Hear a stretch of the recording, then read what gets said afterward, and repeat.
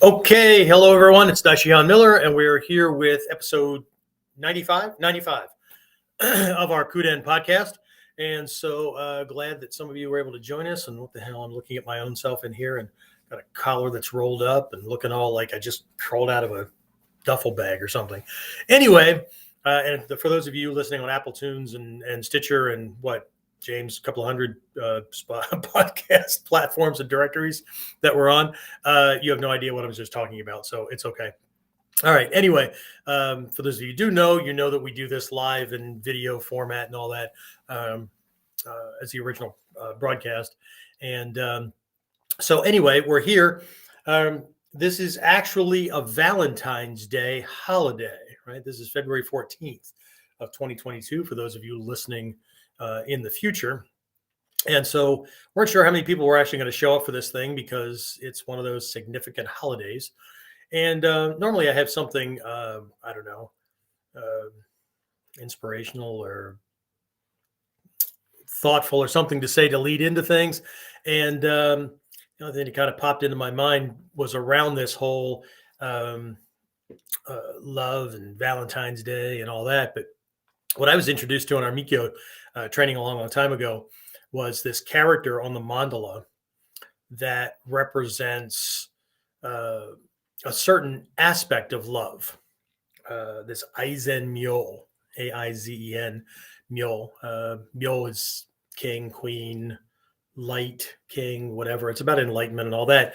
But they end up showing up in really wrathful forms like Fudomyo and Buzanze-myo, my personal protective deity or aspect or whatever you want to call it, right? Without getting all like religious and woo-woo. But this Aizen-myo is a reflection of love, but maybe doesn't look like it because he has 3 eyes and fangs and flames surrounding his body. Actually, no, not surrounding his body. They're popping off of his body. 6 arms, weapons in each hand, kind of thing. And what it really represents is this idea of how do I say this in a nice way? Let's call it dad's tip of the boot love, right? You know, these different types of love that you have, right? Like granny's love, right? No matter how bad, and your granny may have been different, right? But no matter how bad things were, right? Come home with that report card that's got an F on it or whatever, and you go to granny's and, you know, she gives you that little loving lecture kind of thing, but there's milk and cookies, right? Sitting right there for you, right? You take that same F home, you show it to dad. That's a different type of conversation, right? And often people don't like that kind of thing, right? Because it's not nice. It's not nice, right? But what I was taught by my Mikyo teacher was that compassion and love in this form has nothing to do with being nice, has nothing to do with giving somebody what they need, has to do with, or not, has nothing to do with giving somebody what they want, right? Everything to do with giving somebody what they need, right? And so anyway, we'll be talking about some of this stuff, this can't, won't dichotomy and whatnot during this episode. And we'll see where it goes from there.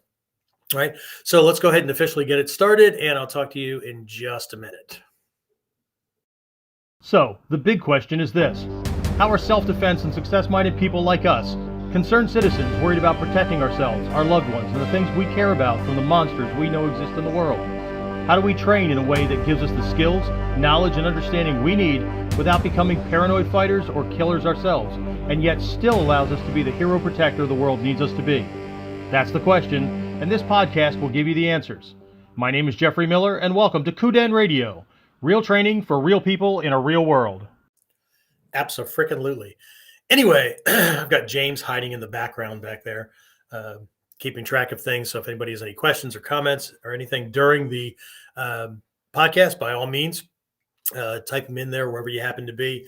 And hopefully he's able to monitor those things and we'll see them as they come along. I don't turn them on anymore because partly they were distracting, but also anything on my screen that pops up, including some of these hijackers and whatnot that were jumping in, really screws things up. And, well, they were pissing me off, so we're not doing that anymore.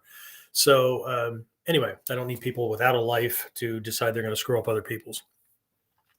Anyway, so yeah, that's where we are. And let's see. I just changed some settings on my screen, so I think everything's okay.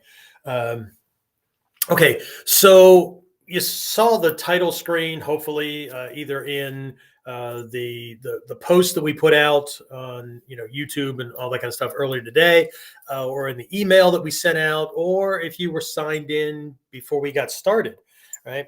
Um, you saw what was going on, right? But I've been on this kick, yes, pun intended, for those of you who need that to be true or said or whatever. I saw a really cool T-shirt this weekend that said, uh, that phrase, right? Somebody will say something, and then it's an accidental kind of thing. Oh, um, uh, pun. What do they say? Unintended or something like that, right? I'm going to just start intending them, right? Keep people guessing. Anyway, so I've been on this kick about, I don't know, trying to motivate people. And I don't know that I can do that, but maybe I'll hit on something that will strike a nerve and you'll go, you know what, damn it, that's right. And I'm done screwing around or whatever. And I've got to do this, right? If not now, when the hell am I ever going to do it, right? Which is something big that comes from our Mikio training as well. And so, sometimes I'm talking about things that we need to do, sometimes not, or what. This is kind of a mix, right? But it really has to do with a couple of different mindsets, and I'll give you, for instance, for this, right? Because we're about to build a new team, right, at the dojo. I've got my leadership team in place that's helping to guide like the growth of things, right? The online training stuff, because I can't do everything, right? So I've got somebody I'm going to be putting in place over there to lead, literally lead, right? Like the president of that side of things, to handle the online training stuff. Of course, I'll still be doing the teaching and producing the training and all that kind of stuff. But as far as managing how the whole system works and all that kind of stuff, somebody over there, I got somebody running social media for me now. Somebody else right now finishing up one project, and then they're going to be handling some other technical kind of things that's going on.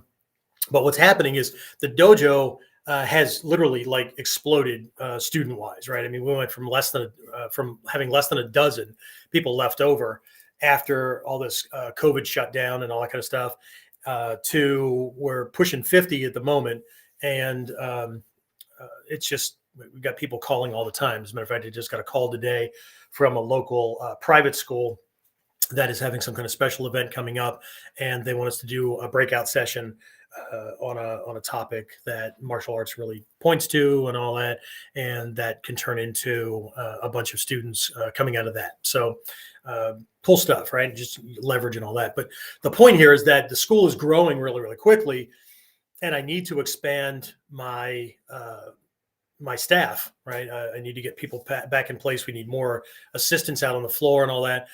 So coming up here the next couple of weeks, I'm going to be doing another, what is it, a 9-week, 10-week, something like that, accelerated instructor training program.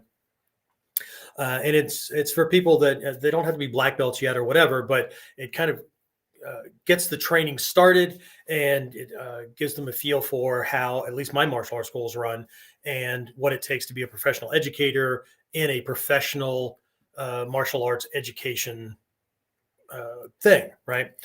Not just kind of the kickback Saturday group kind of thing, right? Nothing wrong with those.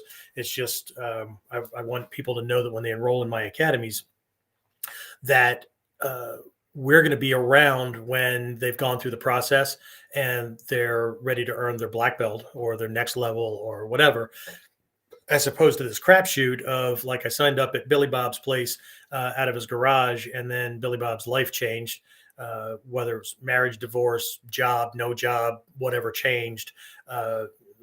Who knows? The Starship Enterprise beamed him up or whatever. Next thing you know, he's gone, and then these people are without a student or without a teacher, and whatever, right? So got to have this kind of stuff in place. I do. right? We're looking to expand to have a bunch of other schools. And I know a lot of other people, once I unleashed that goal, a bunch of other people started talking about having it. Okay. And that's fine, right? I wish you well. Um, I just hope that you've spent the same kind of time, effort, and money on getting the type of business education that you need to be able to manage that kind of thing. But anyway, right? So we need to have this stuff in place, right? And so uh, I need to start off where I was a couple of years ago before my accident and all this, and kind of just go right. Everything's good to go, and we're going. But so not only are there systems in place for like how to enroll a student and these touch points to make sure that a student is not just coming to class and taking their test and passing and all that, but that we're moving them along. And they're able to see their progress and all that kind of stuff, right? So program director and assistant instructors and things like that, right? So, but besides the jokes that we have, like termination means something different in our school than it does in most businesses, kind of thing. One of the things that folks get during their leadership training is this understanding about the terms or idea or whatever of can't and won't, right? Can't and won't, right? And these things are often bandied around, or what people will do is they'll use a term, and we've all experienced this, right? People using the term need when it's really a want, right? So like I really need that, but it's not a need, right? I mean, it's not clothing, food, shelter, protection from the elements, those kind of things, right? It's a want, right? And wants are typically temporary kind of things, right? Like I need certain things in place to fulfill on the goals and stuff that I've set for myself and my team. I need certain types of people. I don't need people with certain types of skills. You need to understand the difference, right? I don't hire based on skill sets. I can train somebody to have the skill sets that I need them to have. I hire based on attitudinal qualities and personal characteristics, personality traits, right? Because they can't be taught. They can't be taught, right? Somebody can fake that for a little while, but as soon as challenges and kind of crap like that pop up, everything changes. This is the same thing with people that really want to be successful, or they want to be wealthy, or they want to be a master or whatever.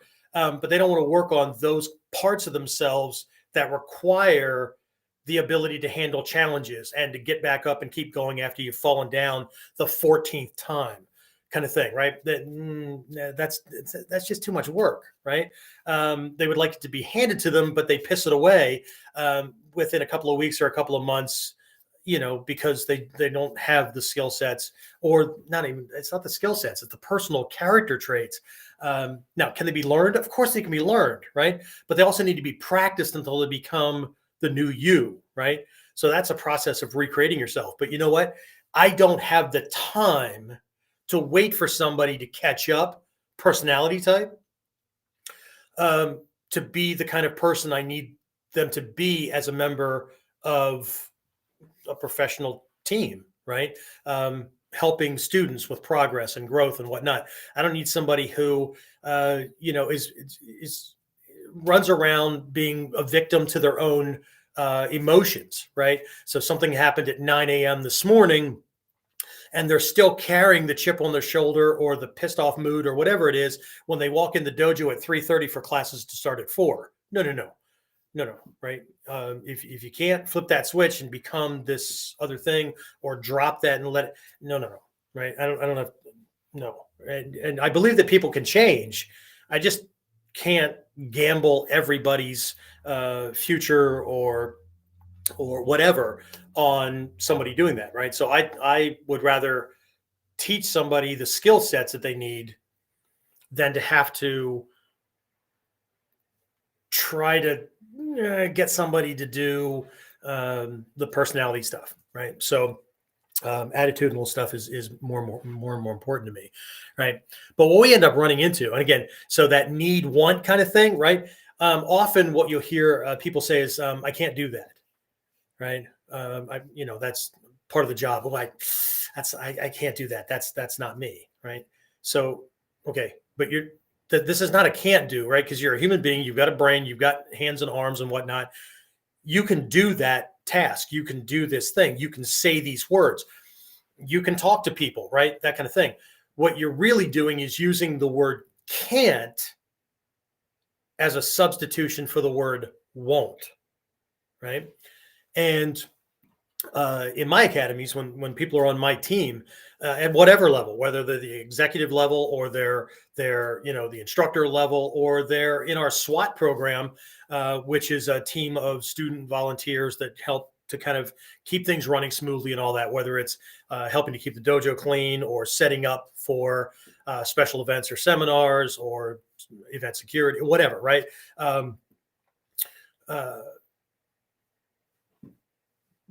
We don't play with that kind of thing, right? So I had this hard, fast rule, and everybody gets to learn it right up front, right?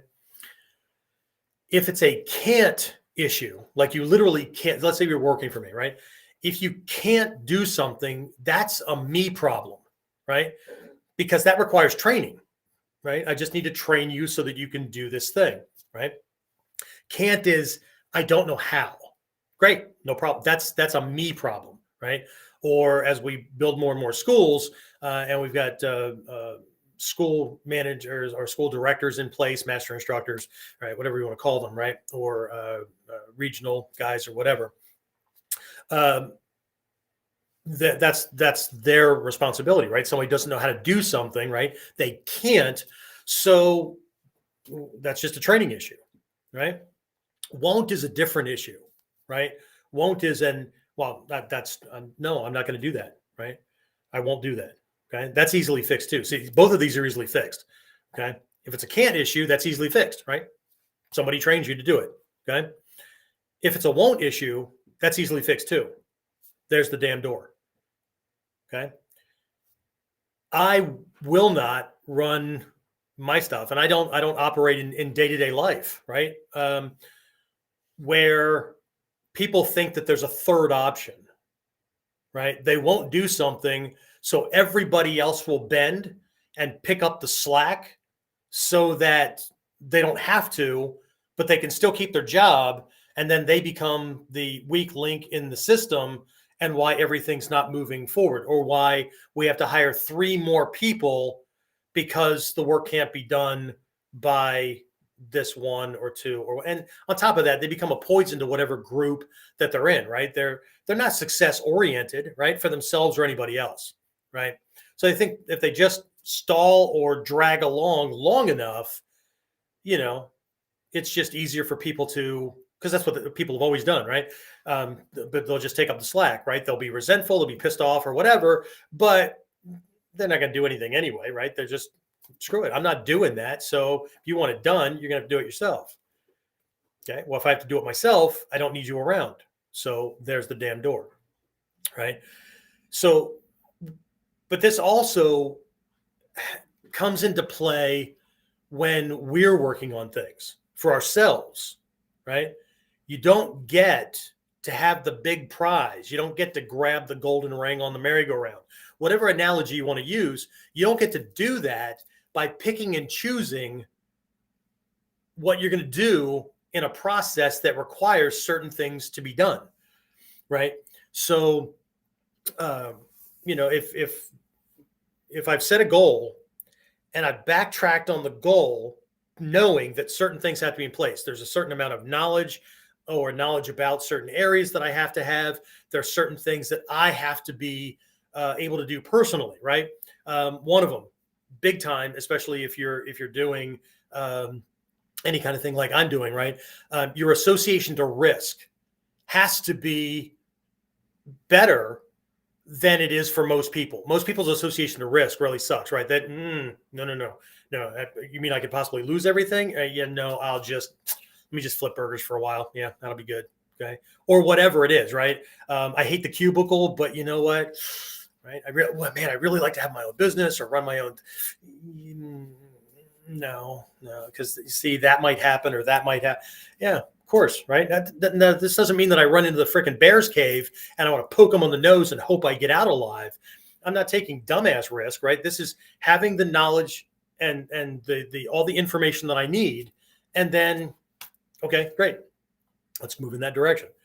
Okay, yeah, but lots of things can go wrong. Yeah, but lots of things could go right, and these things will only go wrong if I'm not paying attention to them, or I put the wrong people in charge of them, or whatever. So assumption of risk also comes along with acceptance of a lot of responsibility as well, and a lot of people don't want that either. So if we're really setting these goals for ourselves, right, one of the things we really have to look at are how we describe things or how we think about things in the word term, right? So with our San Mitsu, our triple secrets, thought, word, and deed, right? What's going on, right? And when I'm talking about thoughts, I'm not talking about vision or intent or the wants and dreams and those kind of things, right? What I'm talking about is how we talk to ourselves, our inner dialogue, right? And during today's session, we're not talking about how our inner dialogue match our outer dialogue, right? What we talk, how we speak in the world, right? In the ninjas, the three aspects of a ninja, right? The Shiku o Shinobu, right? This is one of those aspects, right? Reconciling the internal and the external and that kind of stuff, and to make sure that we're a person of integrity, we're walking the talk, kind of thing, right? So one of these things that we really have to pay attention to is, one, how we describe things. And I apologize for the background noise here. A couple of months. It's still gonna be a couple of months until I'm in the our home. For those of you who don't know that we had a fire, back in our home and back in my home office, which is more of a soundproof studio and all that kind of stuff. But either way, so here's another one of those things, right? I could have gone, well, shit, we had a fire. I'm in a temporary place. There's no good place to set up. The internet, at the dojo, that's not, we can't do it there. That's not good enough. So I'm not going to be able to do this for a while, guys. I can't, right? Really? Is that a can't, or is it a won't? Do what you need to do to get through temporarily, deal with challenges or whatever, until you can do what you need to do, right? So I'm not that kind of person, right? But this is not about, I guess it's not about me, right? It's about self-assessment, right? And those people that are on a personal development track and who are success-oriented, right? One of their traits is a constant level of self-checking, right? Constant level of self-checking. And they're on a constant state of discomfort, okay? Because things typically they're not done yet, or they're not ready, or we're not quite where we want to be, right? So I think earlier, and I'll have to share it around to some other things. I might have only saved it to my own personal Facebook account, but I shared a speech by Steve Harvey. James, did you see that come through? James is just going to be nodding at me, right? Was that just on my personal account, or was that? Of course, nobody can hear James at the moment. Anyway, I'll end up having to share it around so that everybody gets a chance to see it. But he makes a lot of these points anyway, right? And you're going to hear this from any mentor, not a coach or a teacher or whatever that's just passing on information, right? You're going to hear this from people who have gone through the process and are where you want to be, right? Because anybody can talk the lessons. Anybody can teach the monkey moves, right? But the people that have done what is necessary to be done to get where you say you want to be, right? If it's a really big, significant goal, then they know what you have to do, right? So, but one of these things, right, is this hiding behind certain words, or we won't use certain words because it makes us sound like a loser, it makes us sound like a quitter, it makes us sound, well, you can change the words all you want, right? This is a big thing in our modern society now, right? People are redefining things and changing words. And I'm not getting, this is not the discussion time for any of those things, right? But they're changing definitions so that they can live out some kind of weird fantasy kind of thing, as if, if they change the world to, if they change the world so that everybody else is doing what they want done, then they'll be happier, right? What they think is that everybody, if you just do it my way, you'll all be happy.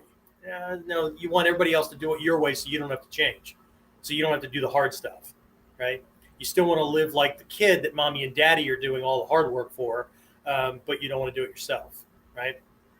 If Aunt Minnie would die and just will me that $1 million, then I wouldn't have to worry about figuring out how to make it for myself. Except that, shit, I don't have an Aunt Minnie, right? Let alone a rich Aunt Minnie, right? So, again, anyway, right? So there's this can't and won't kind of thing, right? So when we're saying that we can't do something, right? A shift for those of you who are watching, I shift my camera here a little bit, right?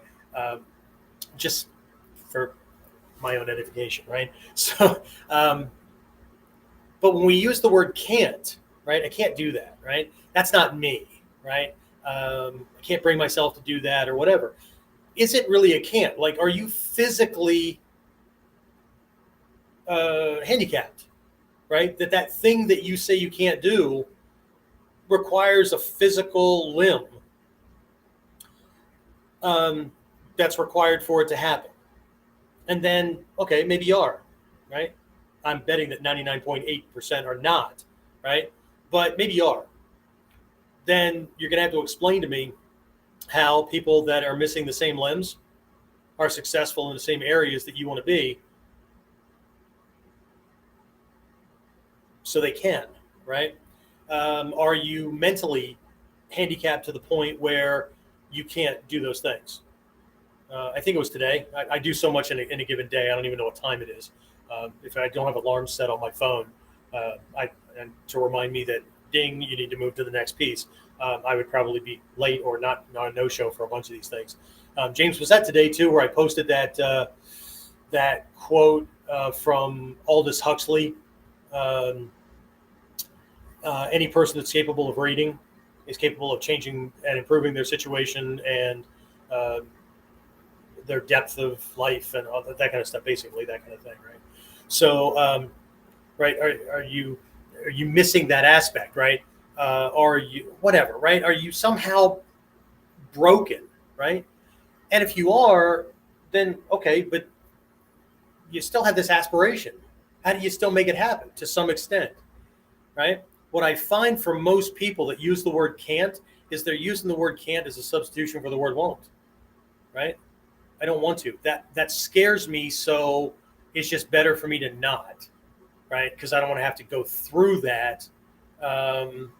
Maybe I can just be strong or skilled or confident or disciplined or whatever without having to do all of those things that make someone strong or confident or brave or disciplined or whatever. That's really what they're hoping for, right?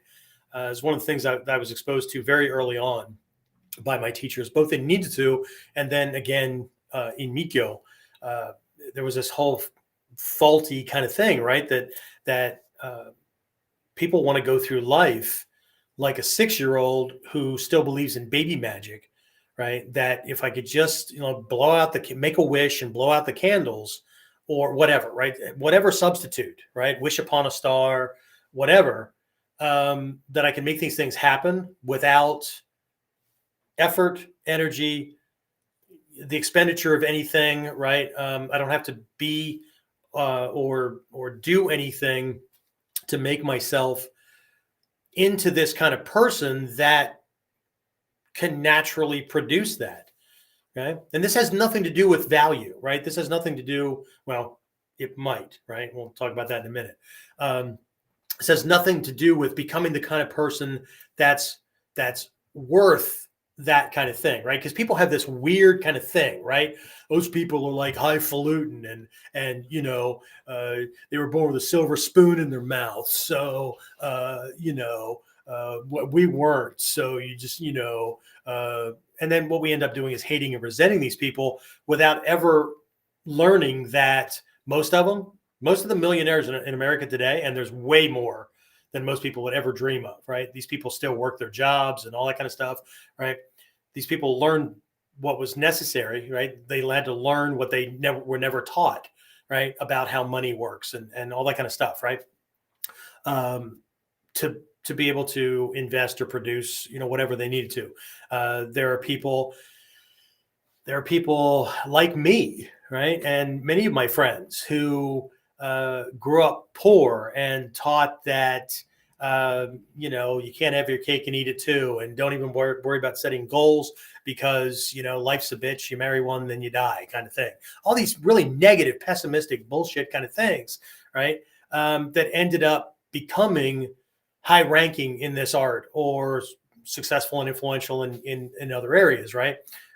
Many of us, hitting this Daishihan mark and all that, but we're constantly being told by people that use the can't to mask the won't kind of thing that we just don't understand because our situation was different than theirs.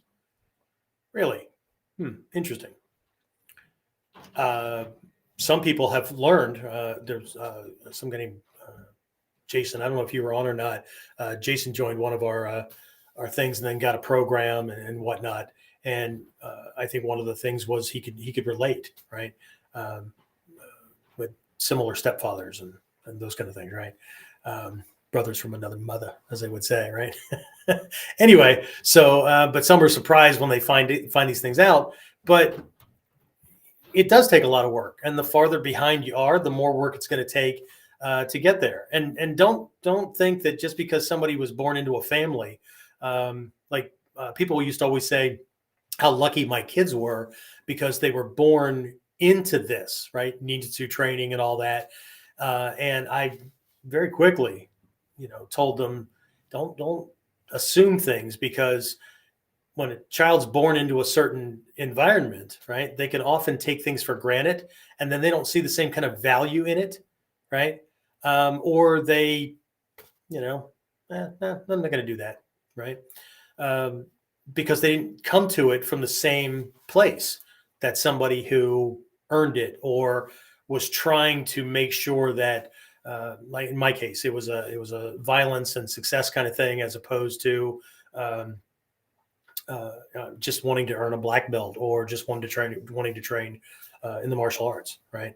And that's exactly what happened. I mean, all my kids had to train to a certain point because I know that they needed self-defense skills.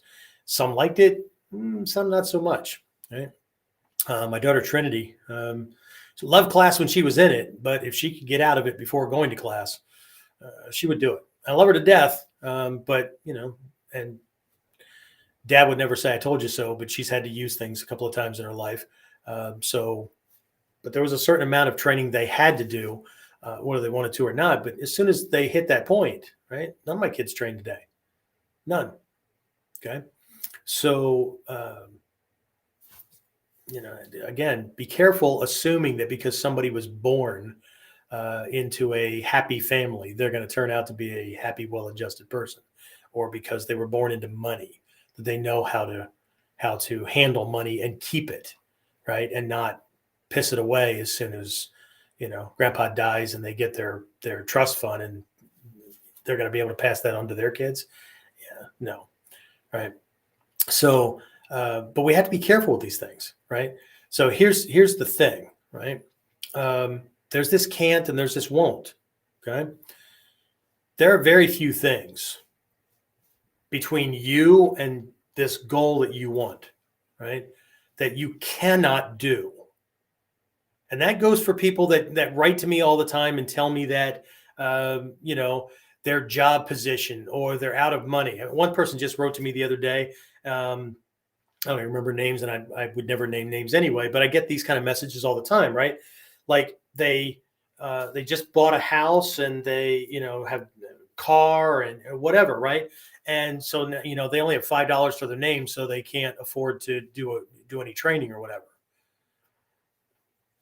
How did you even get there, right? How are you even able to pass the bank's standards for getting the money to buy the house and the car with so little left over when they have a certain balance for what percentage of things and all that to make sure that make sure you're able to pay them back, but at the same time to make sure that you're not, starving yourself to death because dead, broke, and unemployed customers can't pay back loans, right? And they're not in the racketeering and loan shark business, so they can't come and break a leg, whatever. So, but anyway, I get things like this all the time, right? Everything from my wife won't let me to, whatever, right? And they may not say my wife won't let me, but my wife has a temper, man. If I do this kind of thing, my life will be hell. And okay, so getting from any point to any other point, right? There's a gap, right? What am I missing that I need to produce this thing, right? To get here. And some of those things may not be popular, right? They may not be easy. They may not be comfortable. But that doesn't make them not necessary. Okay? So while we may have gotten into a relationship because we were one type of person that, spoken or unspoken, conscious or unconsciously, decided that somebody was better than nobody at all, either because it's not either because we thought so lowly of ourselves, and the fact that we thought that nobody would want us. And when somebody did show some attention, I better grab this one. I better grab this one and hold on tight because, right? Ignoring the fact that, there's a whole freaking planet full of other people. Now we're changing, we're growing, we're different, right? So again, I've done other episodes on things that we may need to do. We may need to have a discussion with this person and say, look, for us to get here and for things to change, I need to do X, Y, Z. Do I have your support? Yes. Great. It's going to get a little bit challenging because these things have to happen. And I'm going to have to bring out certain aspects of myself moving forward, right? You may see less of me. We may need to adjust and make special time like my wife and I do. My wife is very, very supportive, but she's also a very successful woman in her own right. So we have to really balance out schedules, right? And she's also a very strong person. So if things weren't going well, someone would hear about it. But she also knows that, we mesh well, right? That doesn't mean that there's not grating, aggravated, or stressful times. It's just things have to be solved, right? So, but there has to be this adjustment, right? But if you get, but what if I get they're not okay with that? Okay, then you have to decide. You have to decide whether status quo at a lower level of existence. Okay, because you're not going to get this other thing, right? If that and the way you're living and the way you're being, if that's satisfactory and I can cut that dream loose, right? You're going to have to decide if that's more important or that's more valuable than this other thing, right? That you can envision, right? They may not be able to see that life is going to be so much greater, right? Once you have skill, ability, whatever else that's going to come with this other package, they may not be able to see that. But, right. So is that more important, right? Or is riding out the negativity until reality catches up with them? It's kind of like in a self-defense situation, right? I've already read the person, right? I know where they're going to go 90% of the time, right? And I can, in my head, I can already see them laying on the ground, right? I'm not oh shit, let's see where this is going to go. I'm not that person, right? If I don't already know that I can see you laying on the ground, I'm not getting involved in this, right? Okay. So this is not who's the tough guy on the block. This is living the lesson from the scrolls, right? The secret to winning every battle is not getting in one you can't win. And I know how duh that sounds to people, but I watch people get into fights, physical, verbal, emotional, and stuff all the time, right? The hell. Now, this is not the same as, well, if mama ain't happy, ain't nobody happy, right? That's just wussy, right? That's just, I'm not willing to hold my own ground and keep my testicles where they need to be, or my girl parts, or whatever. Right?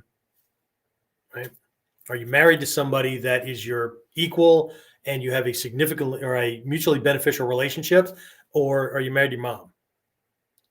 Okay. And you're worried about getting punished. I understand.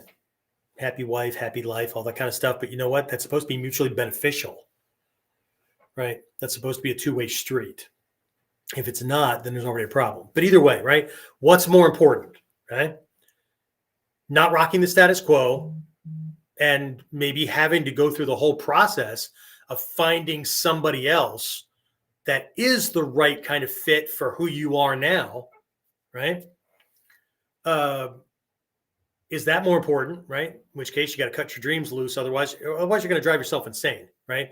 You're going to be a bitter, old, resentful fuck. You are, right? So is that more important? Or is the dream more important, but you're willing to put up with the aggravation and all that because you just know when they see the benefits coming in, right? They're going to get it, right? And who cares if you ever get an apology? If that's the important thing, right? Then that's like somebody who needs to be the person who goes, "Told you so." The world already caught up and showed them what the reality was, right? They may or may not feel like shit on the inside or whatever, but if you're the gloating kind of person, then may I suggest that you're probably doing things for the wrong reasons anyway, right? But can you do that, or are you not willing to put up with the energy suck that kind of thing could produce, and you need to make a change to that part of your life so that you're free to pursue this thing and get where you need to go, right? I don't know. I can't answer that for you because that's an internal thing, right? It's an internal thing, right? I've done 2 of the 3. Actually, I've done all 3 until I realized that I was allowing people to lead who didn't have a vision, but were willing to dump on me because we didn't have what they wanted to have. So now I only make decisions based on 2 of those 3, right? But again, that's me, okay? But we have to come to grips with, and we have to stop using one word to mask another, okay? We have to stop acting. If you really want what you want, if you really want a black belt in ninjutsu or a 10th dan in ninjutsu, or to, have a really great job, or what, instead of being resentful, instead of being envious, whatever, right? Instead of being angry, instead of accepting my lot in life, that I'm just a poor slave to the world and whatever, right? I know lots of people don't use those words, right? Because ego likes to justify things, but we have to stop masking those things. And then we have to come to grips with, because of this gap, right? The gap between where I am now and where I want to be. The gap includes, like I said, knowledge, skills, money, time, whatever, right? So we need to stop operating as if my temporary situation right now, no money, no time, whatever, we need to stop operating like that's a forever thing, like it's a prison. Like this is my life forever, right? I don't have the money now, so I will never have the money, right? I don't have the time now, so I will never have the time, right? All these things, whatever the factor is, right? That's the can't, or it's the gateway or the limitation or whatever. We have to stop doing that, because what we have, each of these things is something that needs to be taken care of. I don't have the money. Great. Okay. How do I increase my income or my income level or whatever, so that I can do what needs to be done every day. And there's extra to put toward this other thing, building a business or training or whatever, right? How do I do that? Well, I can't. Like, I'm already maxed out in hours at work. Right back where we started from. You're always going to have that job. Really. There are no other freaking jobs in the world. Yeah, but you know what? Whoa, whoa, whoa, whoa. You're talking to the wrong person. Okay. Whenever somebody tells me, like, I've looked everywhere for a job, I begin to piss them off, because I go, really? How many applications or resumes or CVs did you send out today? How many did you send out this week? How many did you send out this month? Okay. One of my students, just had lunch with him the other day. His wife worked at this one company, and she's a registered nurse, right? And lost her job because the company was sold to another company, and they shifted their perspective and downsized and whatever, right? She was unemployed for a total of 3 months. 3 months. Okay. Excuse me. During those 3 months, Sarah sent out 300 resumes to 300 different companies and or their departments. That, my friends, is somebody looking everywhere for a job. And she was willing to do it over and over until she got another one, right? But she also had certain standards, right? There was a certain amount of income that had to come in. There was a certain, not type of job. I mean, she obviously wanted to work in healthcare and use her license and all that, right? But she didn't pigeonhole herself into, well, I worked for this type of organization, so I can only apply at these other ones because they had five competitors. So, no. How many hospitals? How many regional healthcare? How many smaller groups? How many whatever? Right? She's in a very different type of thing now, but still working as an RN, still right in medical thing. Actually got a pay raise for the whole thing. My wife did the same thing, right? So often what ends up happening is we get so stuck in something, or our education from past role models who are not where we want to be, right? Passed on things in a way that conditioned our thinking, right?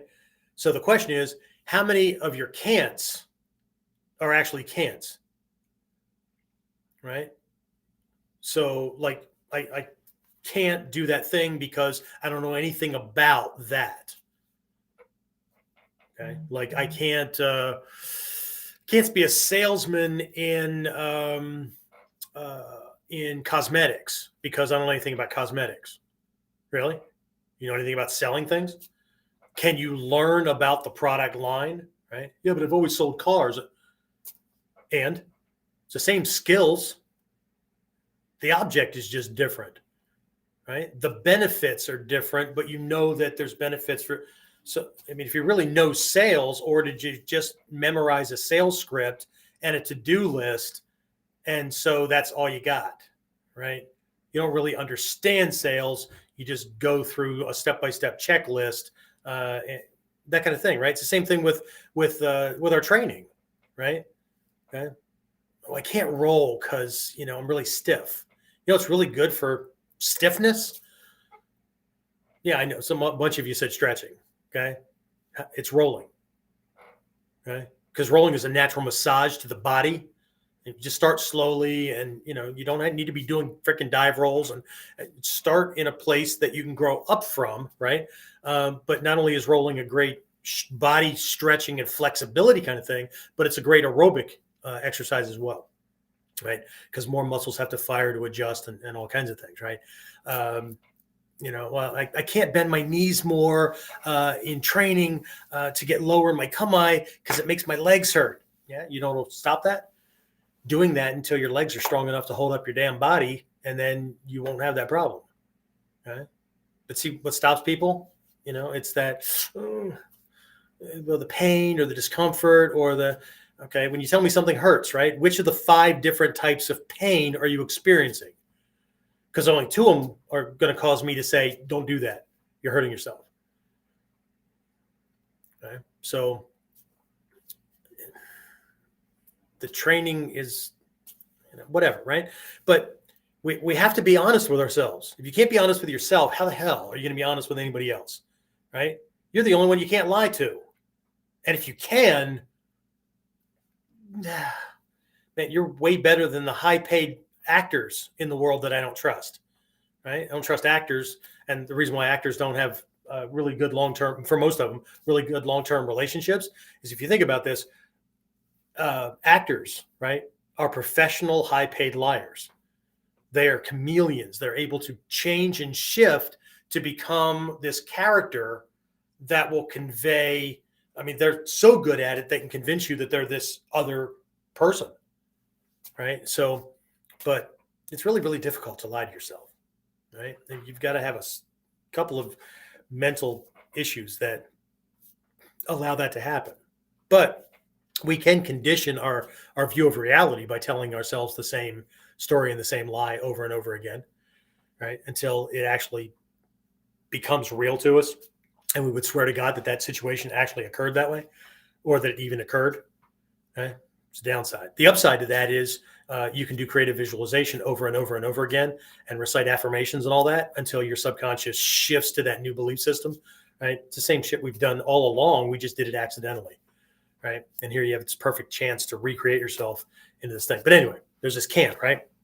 But just like the can't, right? Because can'ts can be worked on, right? Can'ts are easy, right? I can't do this. I can't do this. I can't do this, right? I can't hold myself in an ichimonji for 2 minutes because my legs are weak, or I can't hold it there for I can't stand in a hicho, right, for more than like 2 or 3 seconds before I fall and I have to catch myself, right? Just keep working on it, right? What is it about your posture that's off, that keeps your balance off, that you need to fix? Because it's not just doing hicho over and over again. Because if you keep doing hicho the same way, guess what? A couple of 2-3 seconds, you're going to fall off balance. And you're going to have to catch yourself, right? Is your core tight? Are your hips rolled under? Is your posture correct the way you were taught in Shizen, right? Ears over shoulders, shoulders over hips, hips over foot. Is the foot right up your center line, right, under head and in line with the spinal column, or is it off, right? Whatever, right? Are your thigh muscles not strong enough? Are you shifting your weight over your arch instead of keeping it centered on the kidney shape and the outside edge and the flat of the heel, right? What is your knee buckled under? Is the alignment between your hip, your knee, and your ankle what it's supposed to be that keeps a human being standing, right? You figure out what the problem is and you fix that thing, and then it's not a problem anymore, right? But having a list of can'ts is a freaking wonderful thing, because that's your to-do list. Like, I can't because I don't know anything about that thing.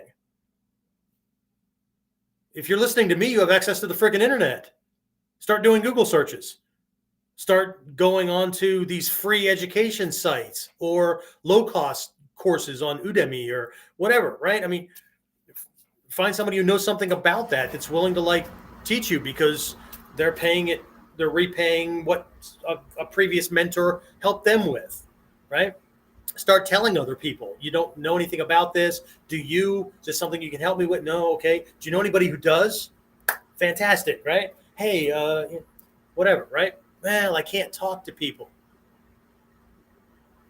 Practice talking to people. Or how about this? Write them an email. How about, having somebody else talk to them for you and make the introduction, right? Whatever, right? A can't list is a to-do list. That's easily fixed. Now, it may take time depending on the knowledge I need. That's going to take me 6 months to get, or, okay, it's going to take you 6 months. Can't do anything about that, okay? Unless you study faster, harder, whatever, right? Nobody ever said that it was that because a person established, like in our program, right? Each module takes 6 months for somebody to go through who's in the dojo, right? You know where that 6 months came from? The average student comes to class twice a week and maybe practices a time or two at home for a couple of minutes throughout that same week. So what's it going to take for them to test sooner? Like my guy Stan right? Stan, I don't know if Stan's on or not. Sorry, Stan, not Dan. Stan tested for his first belt after white, right? His yellow belt, second belt in module 1, not at the 2-month mark, right? After he got started, not at the 1-month mark after he got started, right? 3 weeks after he got started. Because he practiced all the time at home. He was in the dojo quite a bit. He got into the program that allowed him to do all this extra stuff. And Stan's now talking about getting into our SWAT program and doing instructor training, right? So, and he hasn't even been around for like 2 full months yet. Okay. So Stan is obviously highly motivated to get things done because he wants it, right? I can't do this. Well, great. How do you make that happen, right? Well, I can't do that training yet because I don't make enough money. And okay, well, what can you do to make more money? Right? How much shit's laying around your house that you could post on freaking eBay or whatever, or have a yard sale, or right? Again, I don't care if you have a job or not. It's the best time to be looking for another job. How many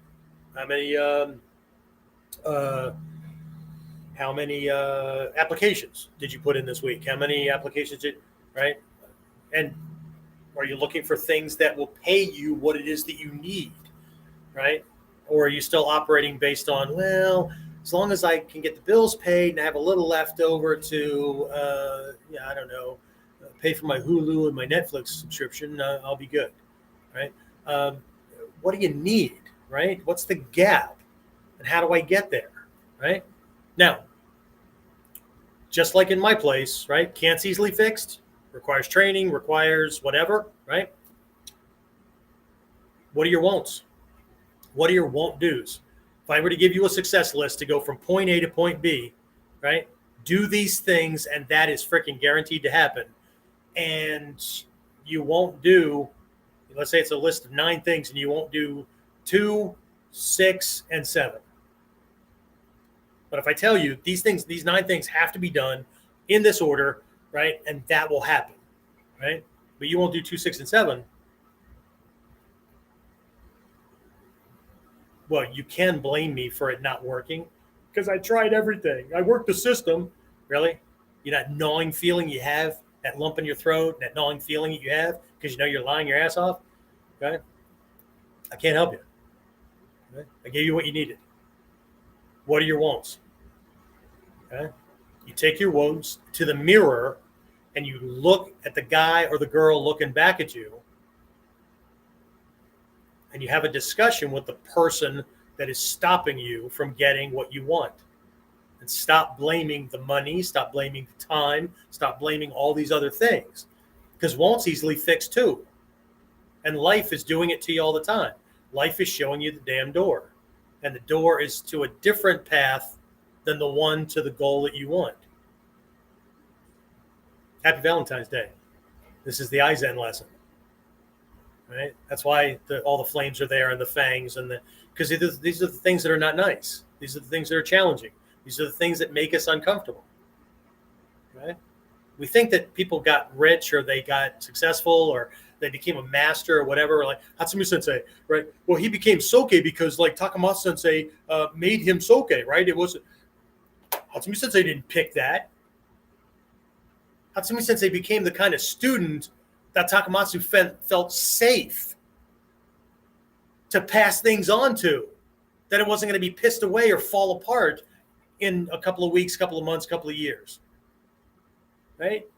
He made himself into the kind of student that the teacher was willing to.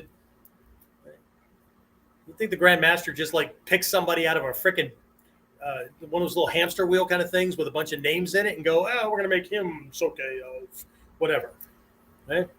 I'm sure Hatsumi Sensei chose the current Soke for, moving forward the same way, giving it lots of contemplation, right? Who's not going to screw this up and devalue all the names that came before them, right? So this is honesty time, right? Won't easily fixed as well, okay? And like I said, the universe takes care of it, okay? Life, I just was listening to something from the past. Who was it? Dr. David Schwartz, I think. Schwartz wrote a book called The Power of Thinking Big. It wasn't Eugene Schwartz. That's a different, well, David Schwartz, I think, right? And he was talking about different students and clients and mentees and stuff like that he has. And he was talking about how life assigns a value to you pretty damn close to the value that you assign to you. Okay? So here's the thing, and I got this from Shoshi Malmstrom and a bunch of other people, because you know what? I was this guy that I'm describing to you. Okay. I know nobody wants to believe it, but I was that guy. Okay. And the lesson I got from my teachers was that tip of the boot love kind of thing. It was before you start blaming anything or anyone else for your position, condition, whatever, go look at the guy in the mirror and go have a conversation with him.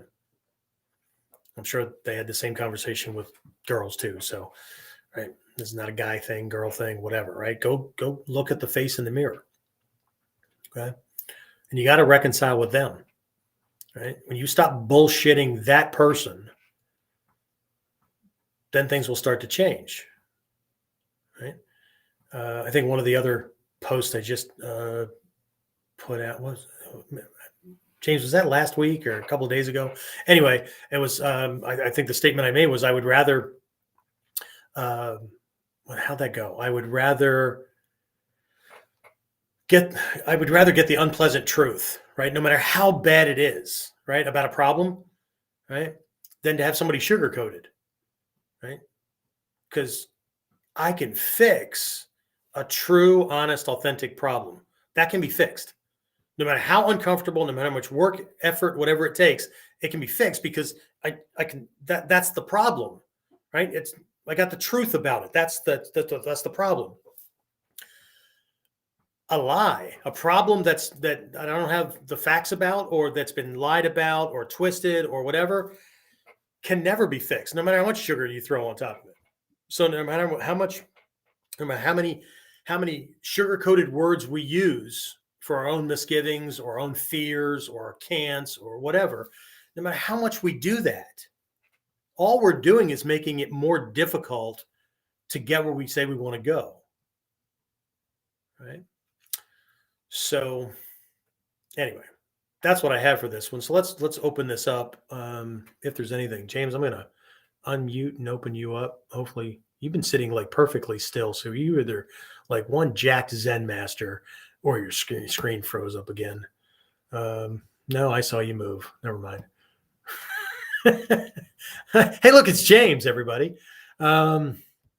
Any questions or comments or anything like that come in? I saw that we were really starting to jack up on the number of people, and then I hit a couple of really uncomfortable things. Did you see that?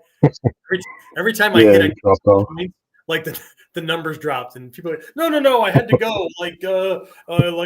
My pet unicorn needed to be walked. Whatever,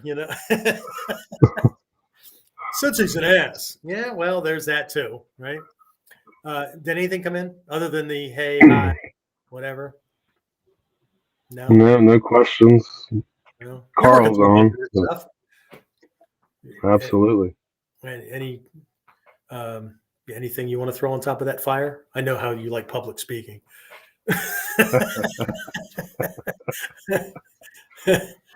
It's not easy, right? No, absolutely not. I mean, it's definitely uncomfortable, but it's just one of those things. If that's what you want and that's what you need to do, you'll just have to figure out how to push through it, figure it out, and you deal with it. Like you say a lot. Nobody said you have to like it. I say that all the time, don't I? We need a T-shirt that says nobody ever said they had to like it, right? Absolutely. But you just used a couple of words a couple of times in succession, and that's you have to. if you want this thing and you need to get from here to there, and these things are required, you have to do them, right? Otherwise, you get to be the person on their deathbed lamenting that they didn't. I have a friend who's a minister. As a matter of fact, you and I were talking about Dan Pena. Mhm. I haven't like worked one-on-one with the guy, but I consider him a mentor because like I have all of his stuff, and he's like the only success guru that I know of that like gives away all of his stuff for free, right? You're not going to like most of it because it's not nice, right? Have you been going through any of that stuff? Yes, I have. Yeah, yeah. So he considers himself a really good eulogy maker, right? At friends' funerals and stuff like that, right? And people have asked him, friends and even strangers who have heard him do a eulogy. He had two little old ladies one time. He was doing this eulogy for this person that he knew really, really well. I don't know that they were friends, but everybody else got up and how they were great and they were a saint. He's like, man, she was a hard bitch, right? But really, really successful and did the hard stuff, right? And so he got up and he told it the way it was, right? And told flat out what she would really want to be remembered for, and that kind of stuff, right? And her love for her family was like ironclad. You didn't touch any of that stuff, and if you thought she was a Wolverine, it's probably because you stepped in directions you weren't supposed to be stepping, kind of thing, right?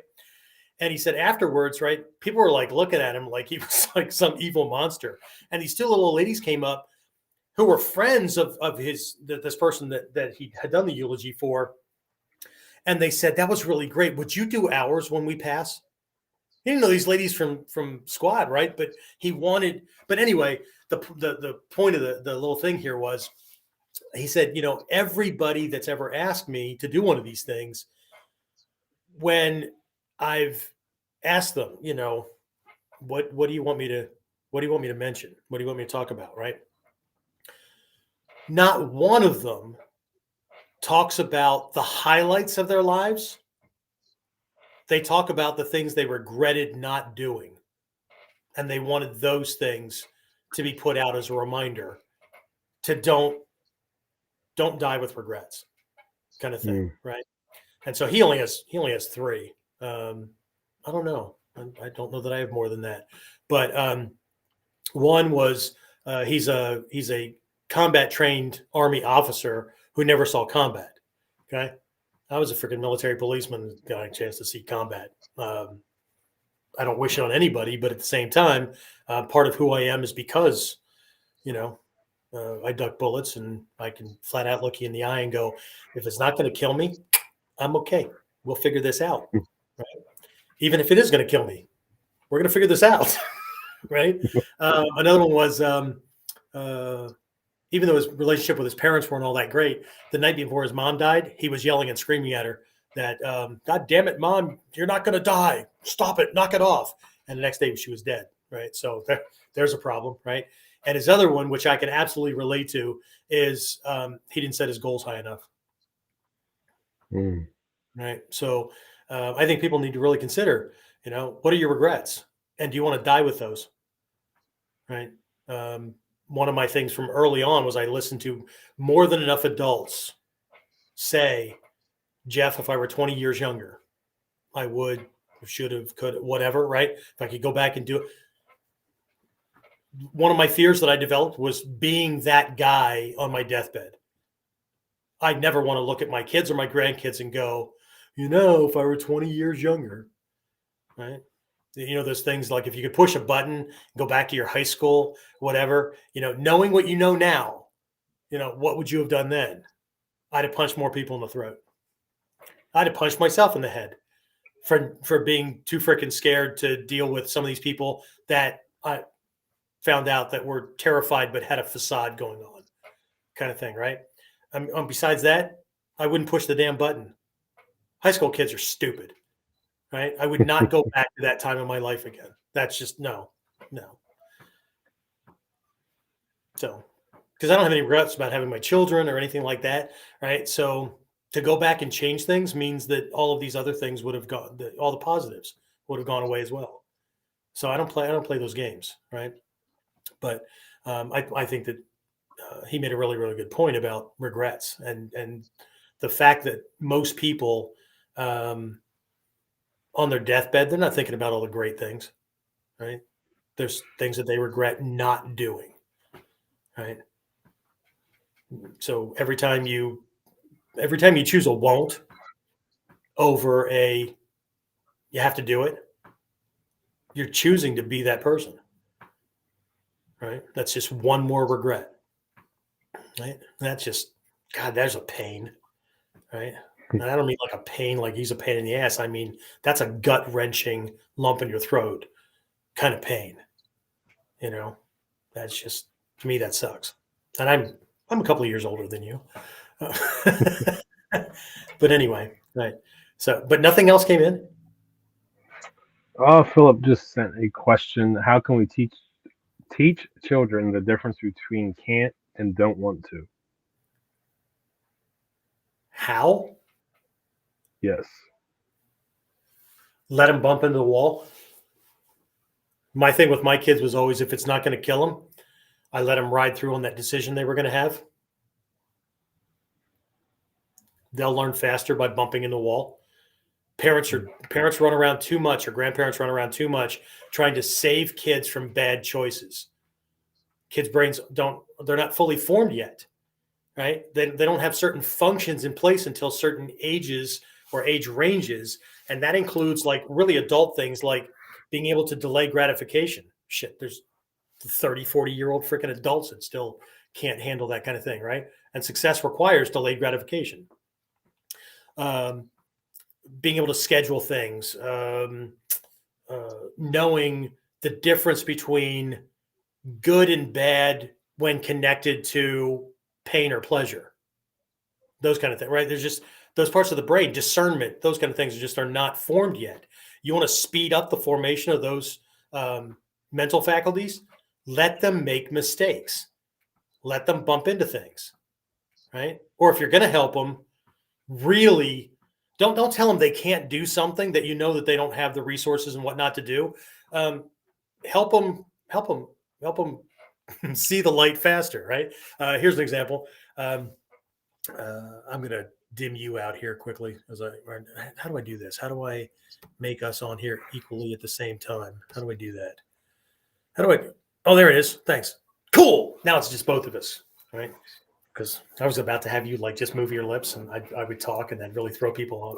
Anyway, so I formed a law enforcement exploring group when I was stationed with the military police in what was then West Germany back in the 80s. I don't know if anybody's been in Boy Scouts or not, but exploring is this like big kid kind of thing, right? It's for the teens. I think it goes up to what, 18, 19. I think it's a little bit older than, because scouting you have to be done at 18, but I think exploring goes a little bit farther. But anyway, it did when I was in. So there's two types of explorers. There's like high adventure, which is basically still scouting. You're hiking and camping and all that, but it's co-ed. Maybe not a good idea, right? I wonder how many scout babies came about in the world, right? And then other ones were vocational, right? So a fire department could sponsor or host a fire or EMS exploring group, right?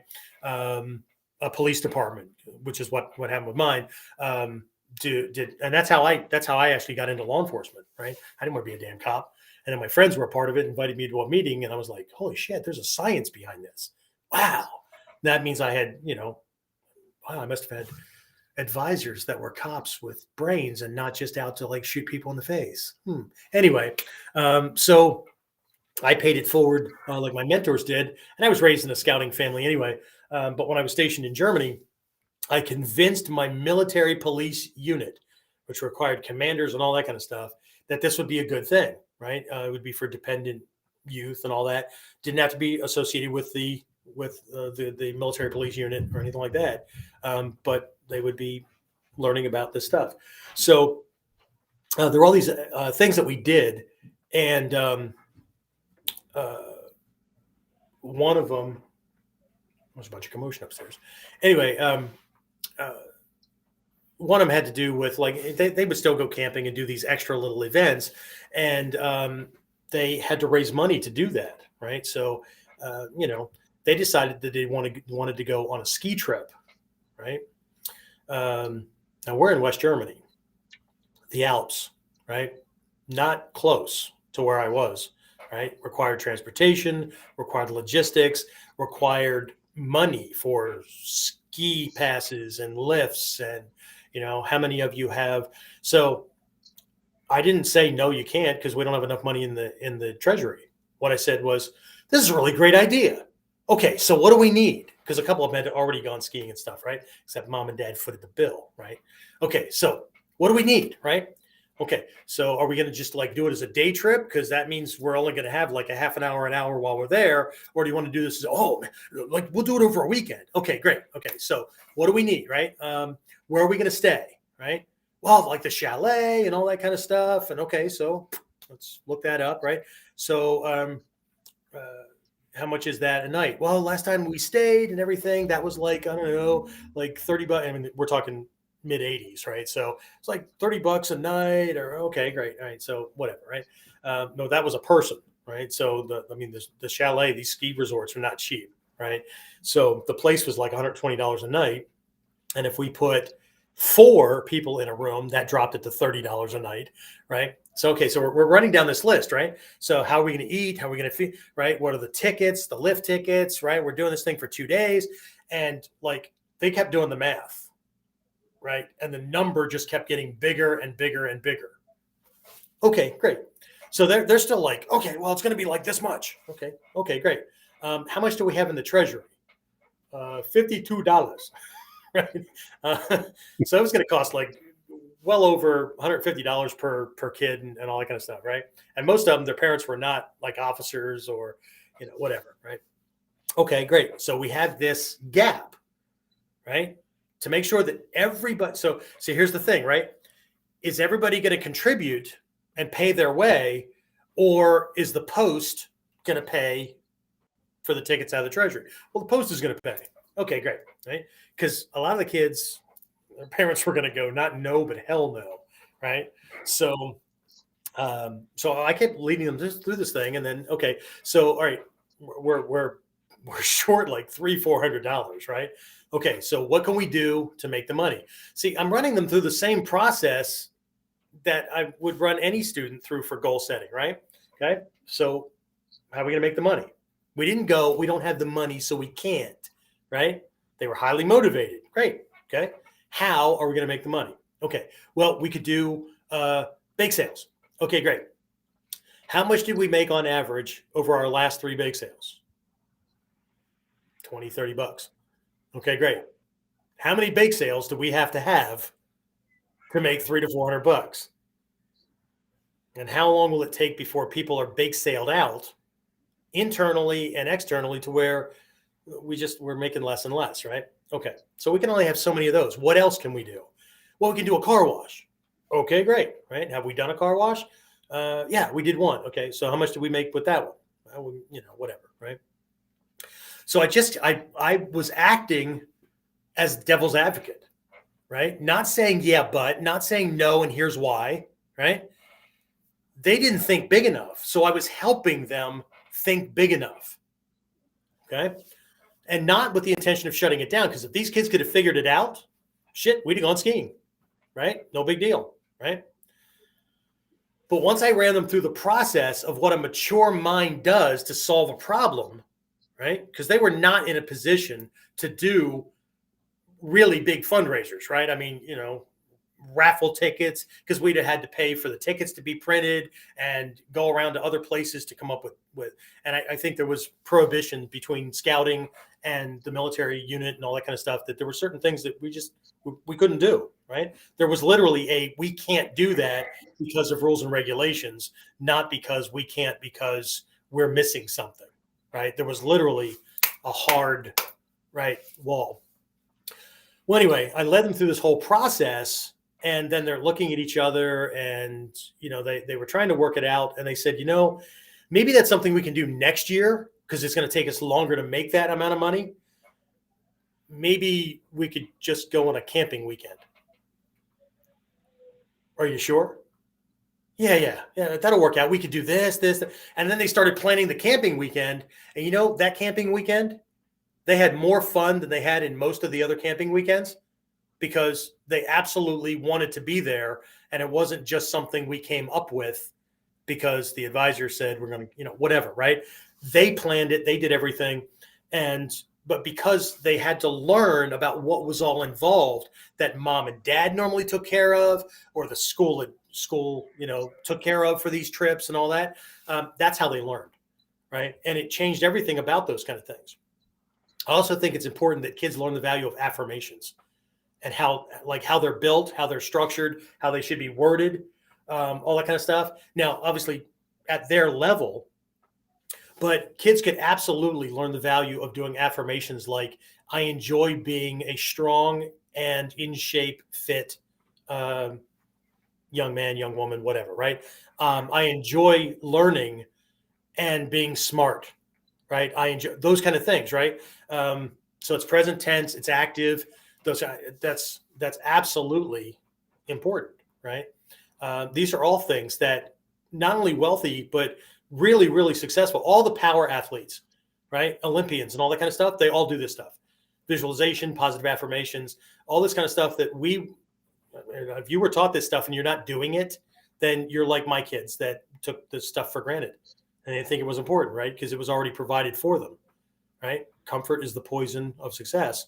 And people that are comfortable don't need to work on things, right? If you need to work on stuff to get to that level that you fantasized about, but somewhere in your head you justify, well, it's not really necessary right now. Maybe I can work on it later because I'm okay where I am, right? I mean, I don't need to start that training program now because, right?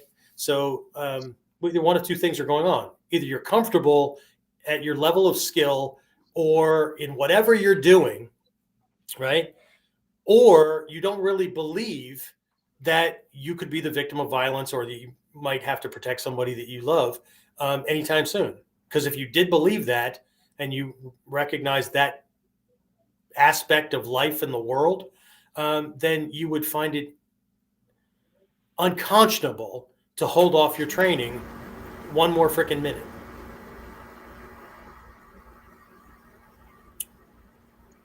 Of course, that's just my take on it, and I'm just this old fat bald guy, so don't fucking listen to me. The hell do I know, right? But that's my thing, right? I absolutely believe that kids need to be allowed to make decisions. I mean, they want to be in charge anyway, so they need to learn what they don't know because they're not going to believe you, right? So they need to learn what they need to learn, and the only way to do that is to bounce off of things and then that also make them resilient for failures and challenges too, right? So my thing is nurture them in the direction that they want to go, right? If it's not going to kill them, let them make the mistake, right? And when they make the mistake, don't turn around and go, see, told you so. I knew that wasn't really going to work, right? No, you can still be that nurturing person, right? Just keep nurturing them in the direction of, okay, I can't do that now. So how long will that take? Okay, maybe I can do that in 3 years. So what can I do now with the resources and the whatever that I have? The way to teach somebody to be resilient is to put them into situations where they have to be resilient, right? The way to teach somebody to be strong and confident is to put them into situations where they have to be strong and confident. Just like the way to make your fucking thighs strong enough to do ichimonji and hold it for a long period of time is to fucking do ichimonji more so that your thighs have to get stronger. There is no other exercise. Well, can I do squats? People want to ask all the time, what exercise can I do to make my legs stronger so I can hold my ichimonji or my hicho longer? The best ones is to do hicho and ichimonji longer with your knees bent really far, right? and to put up with the burn. Your muscles will have to adapt. It's the way we're built.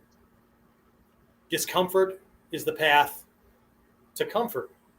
But if you're goal-oriented, you will never ultimately be comfortable because there will always be that next horizon, that next mountain, that next thing, right?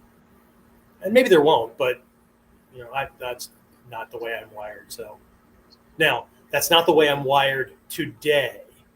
Just so everybody's clear, this was not me growing up. This was not me in high school. This was not me until I actually took my teacher's lessons at face value and did the hard shit that I had to do to become the person I wanted to be.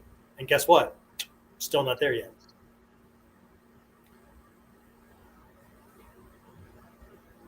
You're going to be dragging me kicking and screaming into the grave.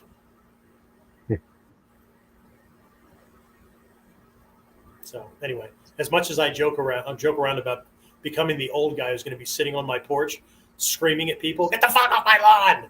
Right? I couldn't sit on my porch for that long waiting for them to come along. I'd rather put like sharks with laser beams on their heads and traps and stuff out in the yard so that they want to avoid my yard. Yes, please come into my yard. That would be fun. I'm looking for some extra entertainment. Right? So anyway. All right. Was there anything else you wanted to throw on top of that? No.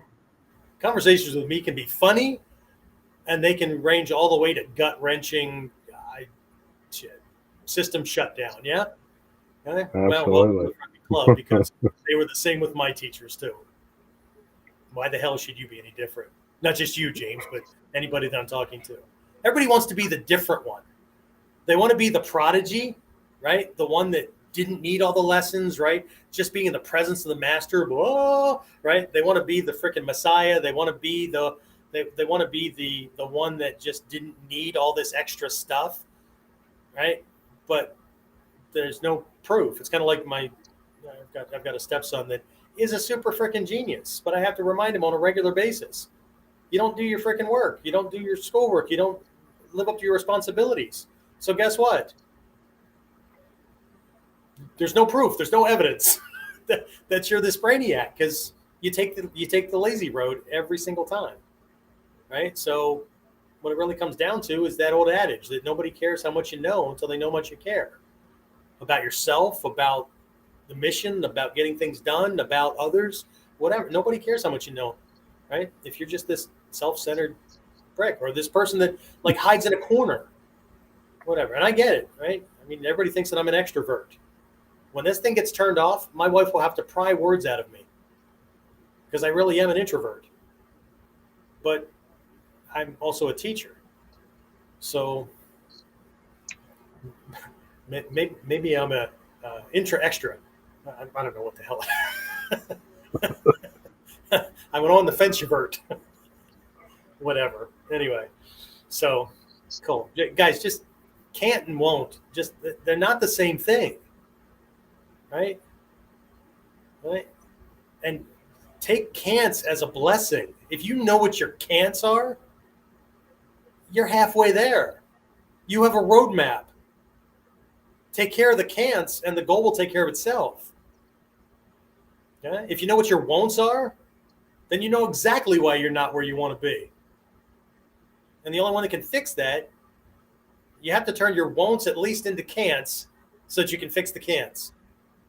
But if there's things that are absolutely necessary to get from where you are to where you want to be, and you won't do them, you need to stop blaming everybody else.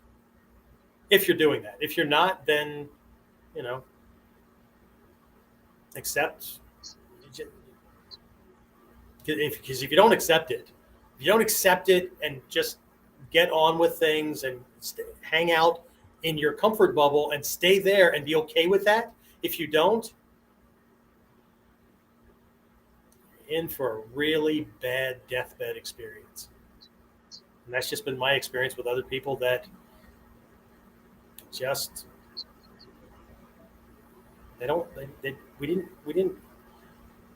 we wanted to talk about all the great things we did together, and all of their yeah buts were the regrets. And I don't want that to be in my mind when I go. Can you imagine? Now, if you can't, give it a shot. That might be a shot in the ass. Anyway, I don't want to end this on a sad note. So happy Valentine's Day, right? This was all done with love and caring. It absolutely was. But But. All right, James, what else you got? Nothing? Anybody else toss anything out? Was Phil okay No, with that? sir. What's Or that? he hang up too? Maybe I need to be the dancing monkey or the, I don't know, guitar playing, whatever it is, right? We could talk about other people's gossip and shit like that, and and have how many people on our podcast. Not here to entertain. That's not what my responsibility is. My responsibility is to pass on this art and these teachings as correctly as possible and help the next generation be worthy of the lessons. And that's really what it comes down to, right? If you don't value yourself enough, I once had I'll close this off with one last story, right? I was working with Shoshi Malmstrom at one point. I was in a group, right? We're in a group, and we had this meditation in this class, and it was a visualization meditation, right? And I'm not going to lead everybody through it because it's quite long, but he had us walking down this forest path and all that. We saw this person coming toward us, and we had to see everything in really, really great detail. I mean, actually, like, be there. Could we smell the whatever trees was in our forest, and whatever the wet dirt from the ground, and could we feel the stones, kind of getting kicked by our foot as we were walking, and the dirt shifting under our foot? Could we hear twigs snapping if we stepped on them? What kind of animals, or whatever, right? We just see it in as much detail. And we're walking along this path, and this person, is in a distance. They're just a dot at first, and then they're getting closer and closer and closer. And the next thing you know, we're standing face to face with Takamatsu Sensei, right? Hatsumi Sensei's teacher, 33rd Grandmaster of the Togakure school, and all these other 8 lineages and stuff, right? And so we're supposed to see him in detail and everything, right? And then he asks us one simple question. And we need to see what pops into our head, like the first thing that pops into our head. And the question is, what makes you worthy of my martial art? There was a punch to the frickin' throat, right? How would you answer that question? I don't mean now. You can be alone with yourself in the dark. But if you don't value yourself, what makes you a valuable receptacle for whatever success thing, right? There's nothing for nothing. We all know this, right? But everybody wants to get to that place without paying the price. What are you willing to give to get that which you want?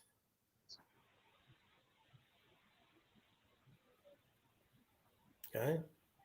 And don't say you can't, because as long as you're a normally functioning human being, if you can read, write, if you can dream these things, you absolutely can. And you can do every one of those steps, even the ones you think you can't. If you're going to be a freaking ninja, you better learn to be a problem solver.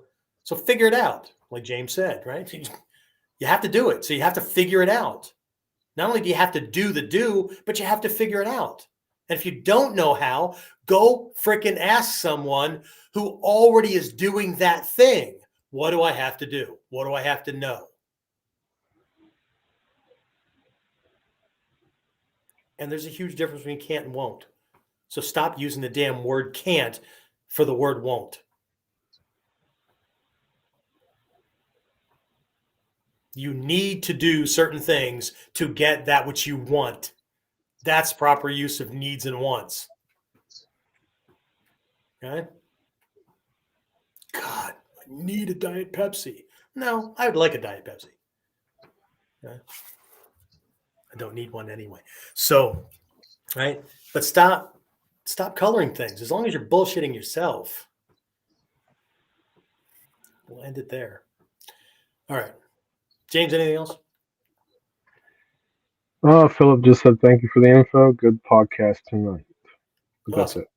Okay, so as we're moving forward at the dojo, obviously more things are going to go out. That 10-week instructor or advanced or accelerated instructor training program, we're going to be doing that virtually as well. So anybody that's currently teaching, wants to teach or whatever, whether it's with me or anybody else, this is like a full-on program, right? Two of the classes are going to be half-day events, workshops at the dojo. And then there are going to be these one class a week kind of things. They'll be recorded and all that. So if you end up missing some or whatever, you can do them. But as soon as I get this thing on the schedule, which I have to do very, very soon because we have a meeting on Thursday, which is another thing I do to myself, right? Not only do I set a goal, but I put things in place that I absolutely have to do because other people are involved. And guess what? Now I got to do it, right? So, and it's one of those hard wiring things that we have in our head, right? It's very, very difficult to slip, fail, or whatever on things privately that you state publicly. So you want to get to your goals faster? Tell a bunch of other people what your goals are. And don't sugarcoat them and make them as big and bodacious as possible so that they think you're nuts. Okay. But if you don't already think you're nuts, then your goals aren't big enough. Okay. But publicly announce them. And especially tell the people that will like call you on it and make fun of you or whatever, call you names and stuff as soon as you slip. Now you'll have to tell the people that you know that are just looking for you to screw up. Tell them. Right? Then watch how fast you actually get shit done to not have to put up with the bullshit of your naysayers. That'll fix things. Well, I can't do that. No, you won't do that. When you're willing to do the won'ts, then shit will get done and really fast. But be clear on your won'ts. Okay? And stop leaning on your can'ts. Your can'ts are the path. Holy shit. Fix those and your goal should happen by default. If not, you should be 90% of the way there. Either way. All right. James, thank you very much again for your help. You and I have a little meeting about a new service or whatever we're going to be using for webinars and all that kind of stuff afterwards. So we'll do that. So guys, we're going to wrap this up. I'll talk to everybody again, hopefully next week, if I'm still alive and everything's still good, right? James didn't kill me because I pushed one of his personal development buttons. He's bigger than me. He's way bigger, younger. He's the guy, right? So anyway, all right. So that's it. All right. I'll talk to everybody again next time. See you. Get more of KUDEN Radio. Subscribe through your favorite podcasting site or subscribe at modernninjawarrior.com.